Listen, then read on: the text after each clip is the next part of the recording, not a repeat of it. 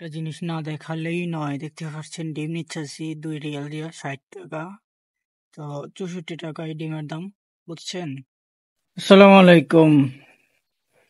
তো আইসক্রিম তো আনলাম, কিন্তু এটা তো এখনো ভাইঙ্গা দেখি নাই। তো দেখাইতে হইব যে 90 টাকা 96 টাকার আইসক্রিমটা কেমন নিছে। 3 রিয়ালের আইসক্রিম। যাই হোক, মাংস তরকারি পরে, আগে আমার আইসক্রিমের রিভিউ দিয়া নেই। খাটাস বেটায়। আচ্ছা, এটার ভিতরে কি চামিচ আছে? আমি তো দেখতে পাচ্ছি না। হ্যাঁ, দেখেন, খালাস বেটা আমার আইসক্রিম দিছে, কিন্তু আমার চামিচ দেয় নাই। তো ওনারে আমি কি করতে মন চাইতেছে এখন? তো এখন আমি এটা খামু কিভাবে এখন? 90 টাকা ঠিক হয়ে নিল আমার, কিন্তু আইসক্রিম দিছে, আমার চামিচ দেয় নাই। এটা কোনো কথা? আপনারাই কোন।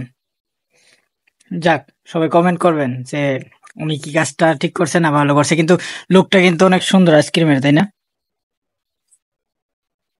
আচ্ছা, সবাই ভালো থাকবেন, সুস্থ থাকবেন। আর বাংলাদেশের যা হইতাছে, আলহামদুলিল্লাহ, কিছু করার নাই।